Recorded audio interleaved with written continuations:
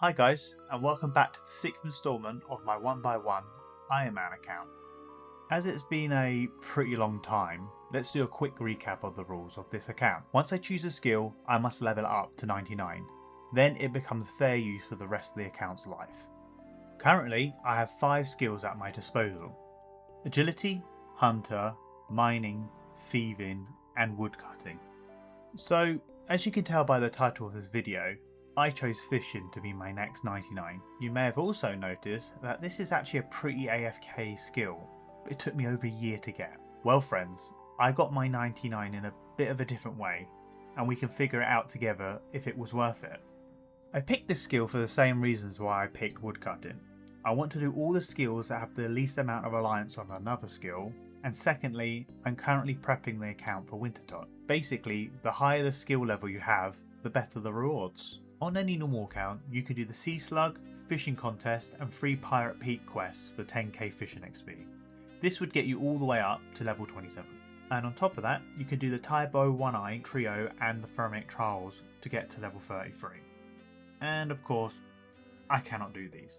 Sea Slug requires 30 fire making, Pirate Peak requires level 31 cooking, Tybo One-Eye requires 30 cooking, Thermic Trials needs 25 fletching, 40 crafting and to defeat enemies, so this meant I needed to do it the long way, which means grabbing a small fishing net and catching me some shrimp from level 1 to 5. I did this on the coastal Draenor near the Willows, and yes, I did have to watch out for those pesky dark wizards. At level 5 we can start bait fishing for sardines. We can catch these in the same spots as shrimp. To get the bait and the rod, we can just run over to Portsroom to buy all the equipment from the fishing shop. The XP did increase at level 10 as we can start catching herring. I did this until I got to level 15. At level 15 you can do the fishing trawler minigame, which is located at Port Khazard.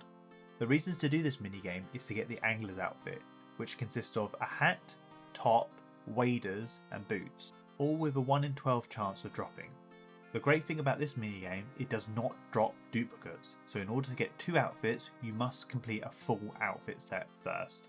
If anyone tells you there's gloves in the outfit, just ignore them as they are trolls. But this is still pretty funny. Wearing the full outfit offers a 2.5% fishing XP increase, so it's worth getting this as soon as possible.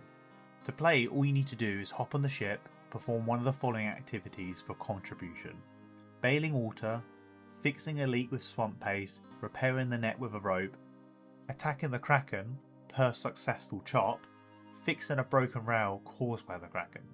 To get a chance of the angler's outfit, you only need 50 points, so you can technically stop playing after that. For me, the only activities I could do is bail water and attack the kraken due to my restriction. But this wasn't a problem for me. Pro tip, turn off your camera shake. You'll thank me later. It took me 56 games to get the outfit, which meant I went from level 15 all the way up to level 34. Once I was done with the outfit, I started to fly fish on the River Lum next to Barbarian Village. I was able to catch both trout and salmon. I did this to level 35 fishing, and here's the reason why it took me so long to get to 99 fishing. I did Tempoross from 35 all the way to 99, a very not AFK method for fishing. Why did I do this?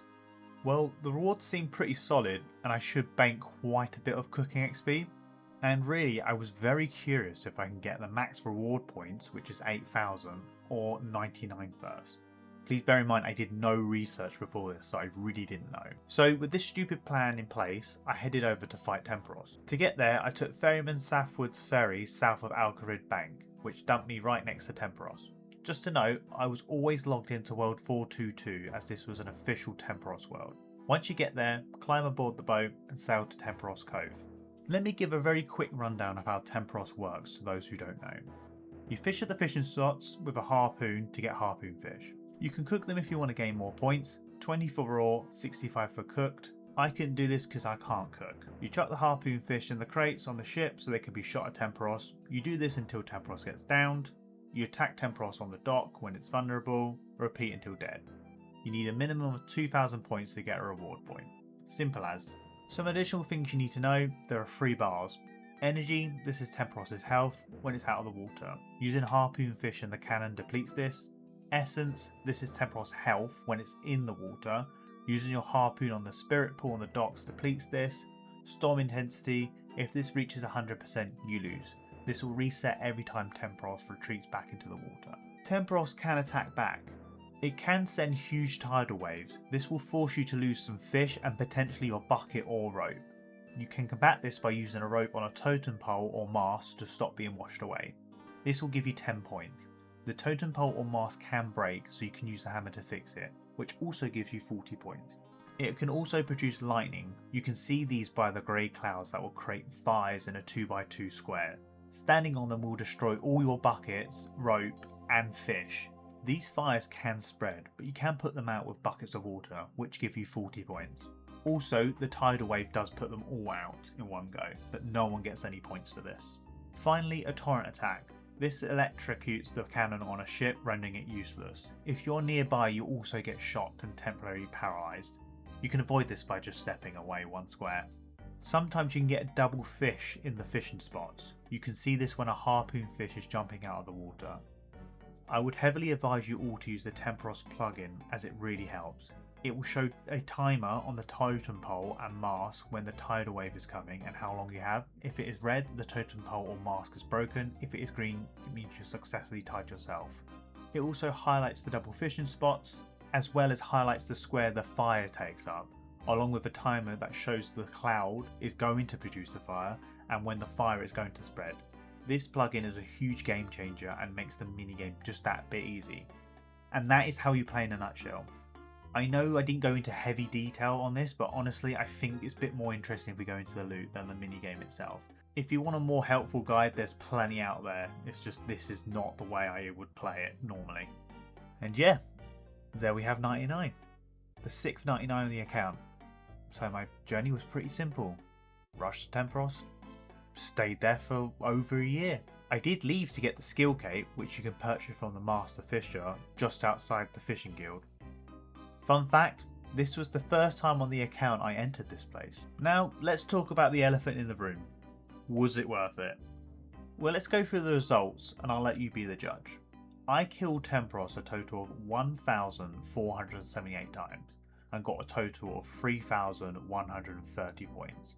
So to answer my question at the beginning, no, I got 99 before I even got half of the maximum points in this game, which was 8,000. So this means I got on average 2 points a game. Again, I know this is not great, but bear in mind I did not cook any fish, so the fishing XP was really good. I was roughly getting about 70k an hour by the end of the grind, so if you think 70k an hour fishing isn't worth it, definitely cook here. So now the grind's out the way, we can start looting. To loot, you need to go to the reward pool next to the bank with a small net. The spirit angler next to it will offer you a net if you don't have one. And then you just start fishing.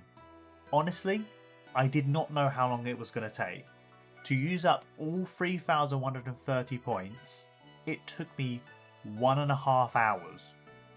Yes, 1.5 hours to get all the loot. I recorded the whole thing because I really didn't think it would take this long. And you can see that I've sped up this video a fair bit so it doesn't take up too much time in this video. So if you did get max points, I think it might actually take 5 hours to loot. So after an hour and a half of hard work, what did I get? So on screen is the loot you can get from Tempoross. As I'm looting at level 99 fishing, I can only roll the plus level 81 fishing table. The points do not care at what level you got them at. So let's divide this up and get the boring ones out of the way first. Fish. I got 15,740 raw bass, 9,884 raw swordfish, 5,310 raw sharks, 2,880 raw sea turtles and 1,857 raw manta rays. This means that if I did not burn any of these, this is roughly around 5.5 million cooking XP. Others, I got 3,372 planks, 1,997 oak planks, 3,060 seaweeds, 18,009 steel nails, 54,316 feathers and 51,405 fishing bait. So with the planks I would get about 215,000 construction XP. The steel nails will help me to save money on this grind. The seaweed will be helpful on the crafting grind with the glass blowing, and feathers can be used for fletch and grind. Now for the exciting bit, the unique table. Let's go through it one by one. Spirit flakes are 1 in 4 drop. They can be used to give a 50% chance of yielding double catches in most places, though you'll get no additional XP for the extra fish you catch. You can exchange 4,800 flakes to upgrade the full angler's outfit to the spirit version by taking it to Gritter. Just a note that this actually isn't just a cosmetic upgrade. Wearing the complete set will act as a rope for tethering yourself to the totem pole or mask in the Tempoross minigame, so this is actually quite a useful outfit. You can also use 3,000 flakes on the heron pet to change it to blue. In the end, I collected 37,665 flakes. Caskets are a 1 in 20. When opened, you can receive armour, jewellery, materials, coins, tooth halves, or clue scrolls. Apologies, as I want to maximise these, I will not open any of them right now, as you have a good chance of dropping clue scrolls. This will be a later job. I received 159 caskets. Soaked pages are a 1 in 53 for 5 to 9 pages, but are also a 1 in 400 for 25 pages if you already have the fish barrel or tackle box. Soaked pages are used for charging the Tome of Water. I got 917 soaked pages. The fish barrel is a 1 in 400. This is able to store a combined total of 28 raw fish of almost any type. You can combine this with the fish sack to make the fish sack barrel, which will make it wearable on your cape slot. I actually managed to get this one. The tackle box is also a 1 in 400. This can be used to store various fishing equipment. I put a list on the screen of all the items you can store in this. Just a heads up, you cannot store noted items in the box. I also managed to get this one as well. The big harpoon fish is 1 in 1,600. This is just an ornament that can be displayed in your POH, mounted at a teak or mahogany display in the skill hall.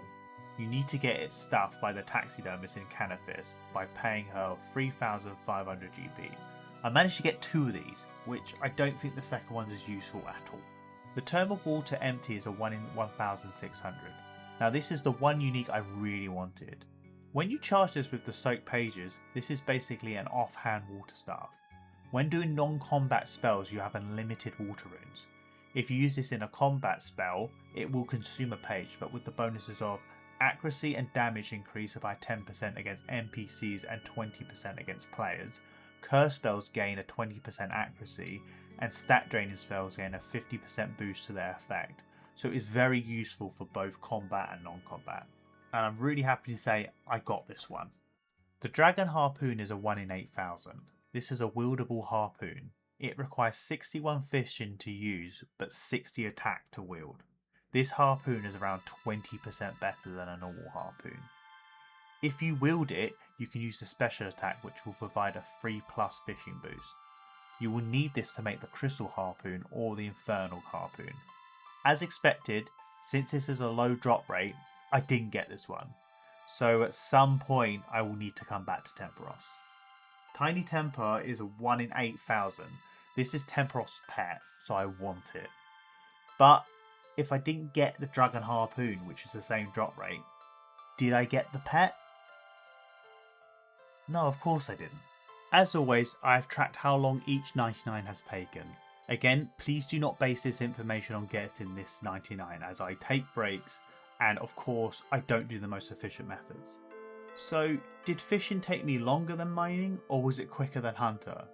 Well, no surprise, this actually took me longer than mining. Fishing took me 605 real days to get to 99. If I did this journey again, I honestly wouldn't do Tempoross from level 35 to 99. That grind really burnt me out of the game. I stuck to it because of this series and out of pure stubbornness. That was all. I'm still unsure if the rewards were worth it, but I'd like to hear your opinion on it. And worst of all, I actually need to come back to get the harpoon and the pet. And there we have it. 6 99s unlocked on this account. Again, just wanted to thank you for watching this adventure. I'm really sorry this took so long. You can blame Tempoross. Join me in the next decade when I get the 7th 99.